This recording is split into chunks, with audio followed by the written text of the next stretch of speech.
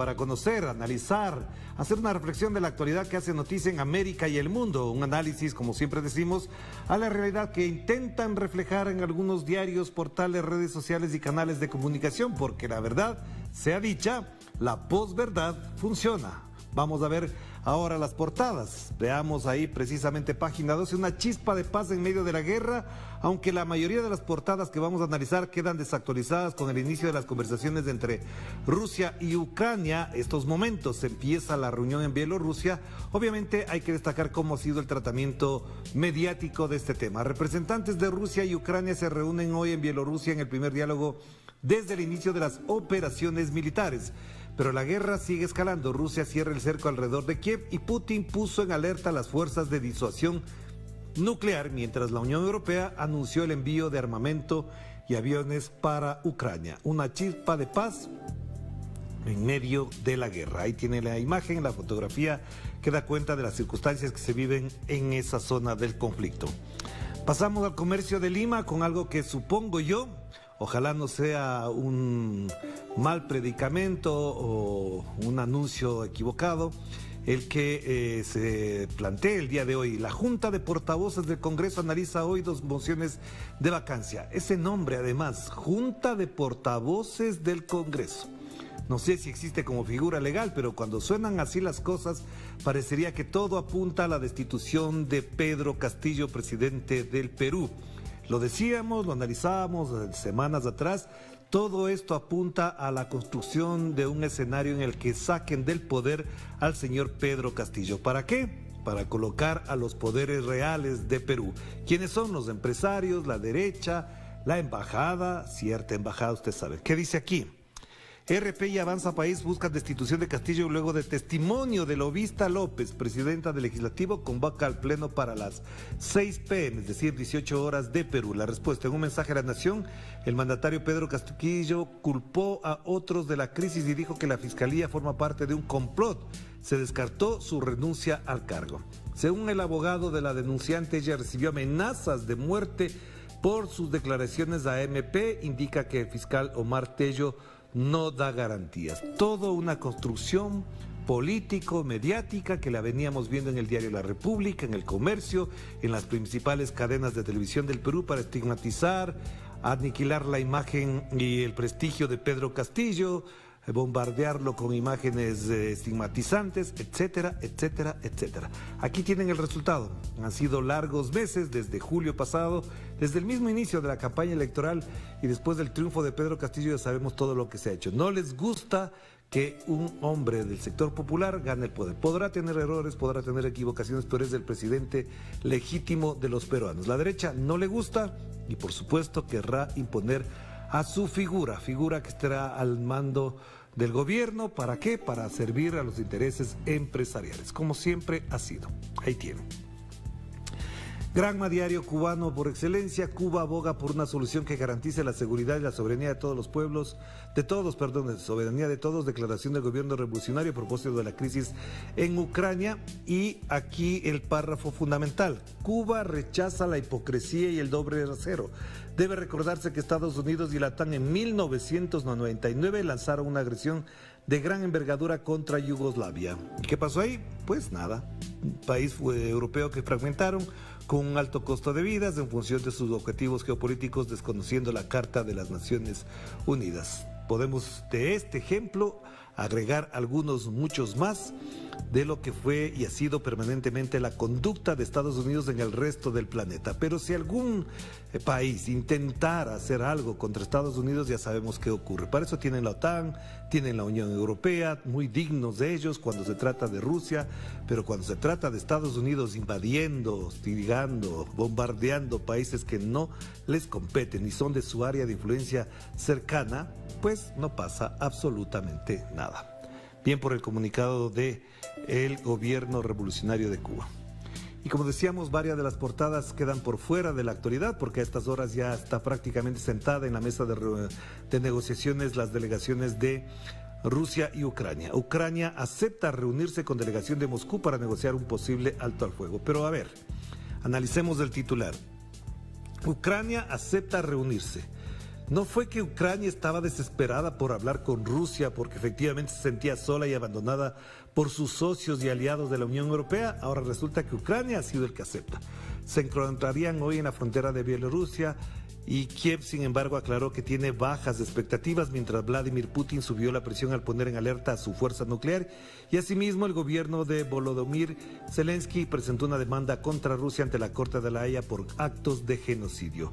Eso hubiésemos esperado que haga también Putin cuando Zelensky y sus fuerzas hostigaban, asesinaban y tienen más de 10.000 muertos en la zona de conflicto durante los últimos 8 años. Pero como no se hizo eso, ahora ellos son las víctimas. Tienen ahí el titular que da cuenta del relato político, de esa narrativa mediática que trata de colocar de víctima a Ucrania. ¿Víctima ahora?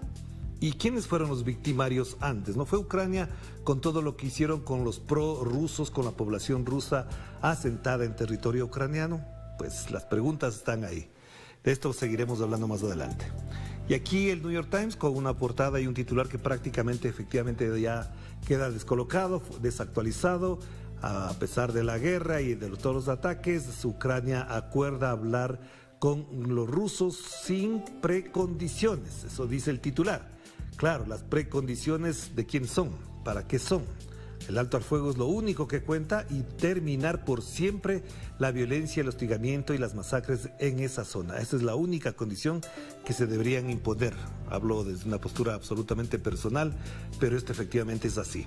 Sin precondiciones, claro, las condiciones son en la retirada de Rusia. Bueno, salgan de ahí, pero también paren la masacre a los prorrusos de parte de los nazis que están en Ucrania.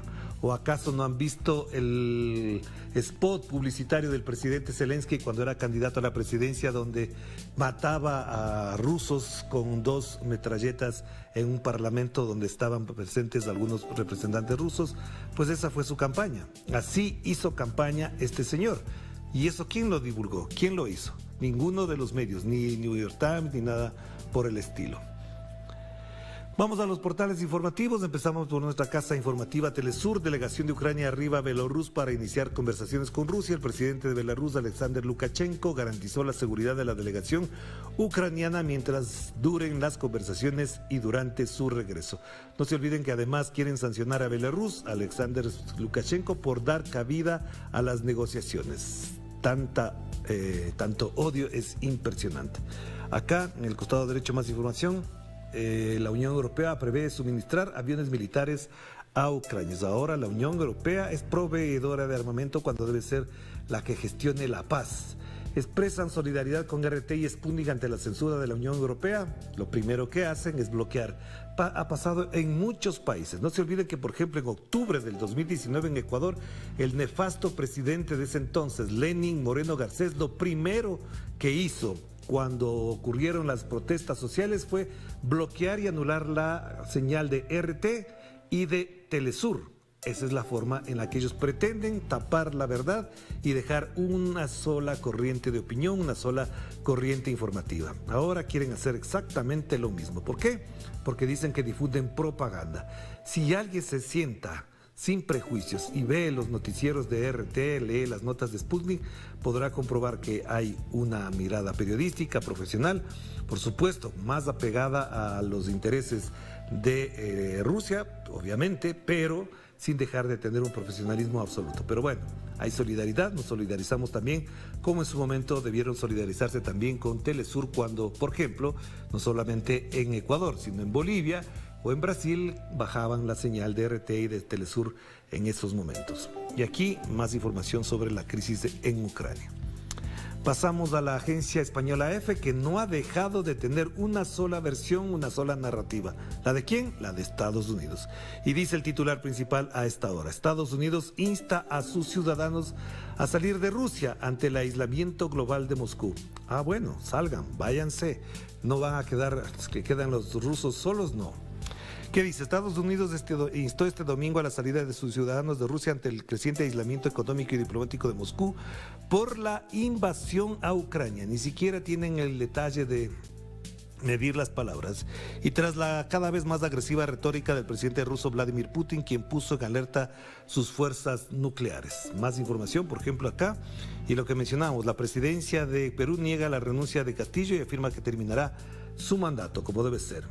Acá, más información, Xiomara Castro cumple un mes como presidenta con polémicas y arresto de ex gobernante. ¿Cuáles son las polémicas?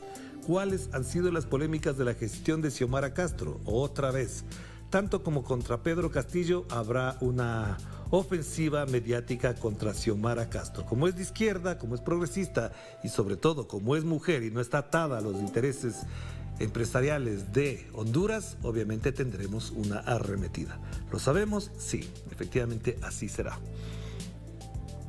Y la agencia SANA de Siria destaca, no se aprecia adecuadamente, fuerzas rusas controlan el área alrededor de la central de energía nuclear de Zaporozhye, en Ucrania. ¿Quién te cuenta la historia? Estados Unidos pacificador en Irak y Rusia invasora en Ucrania. Esa es la realidad, ese es el contraste que habría que hacer.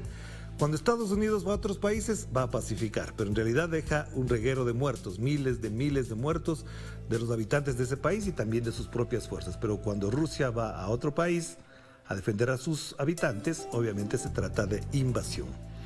Y aquí tienen más información que usted la puede seguir en la agencia SANA de Siria. Acá, Xinhua de China, en español. China lanza nuevo satélite para observación de la Tierra, lo destacan aquí en su titular principal. Y abajo, parte continental de China reporta 87 nuevos casos locales de COVID-19, que es lo que está en discusión o análisis en estos momentos. Consejo de Seguridad de la ONU adopta resolución para solicitar sesión de emergencia en Asamblea General sobre Ucrania. Ya sabemos para qué será, por qué se plantean estos objetivos: para sancionar, aislar a Rusia. Rusia, con todo el poder que tiene, no desde el punto de vista económico militar, sino poder cultural y además de identidad propia, obviamente saldrá avante de esta situación. Y cerramos con Prensa Latina. Aprecio en Italia por vacunas cubanas contra la COVID-19, fotos más videos se destaca aquí. Y por supuesto también acá algo interesante, aunque no se detalla en sumario, preparan conferencia internacional enfocada en nexos entre Estados Unidos y Cuba. Ahí está la información de Prensa Latina.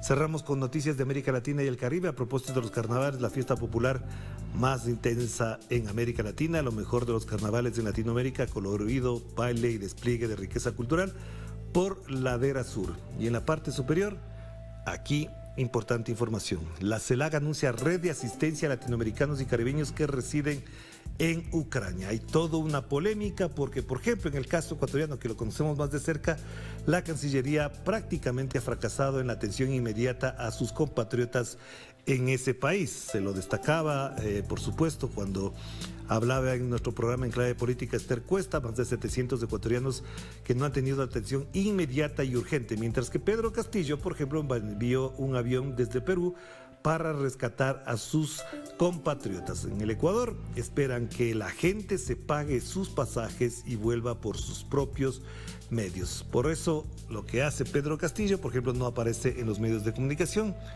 Y acá en Ecuador, por ejemplo, el señor presidente tiene aviones propios, pero están bien estacionados para su servicio personal y particular. Y algo que sí debíamos destacar, asesinan a otro líder social, ya son 33 en lo que va del año en Colombia. Y por supuesto, nadie le pedirá que salga el señor Iván Duque. Ahí sigue.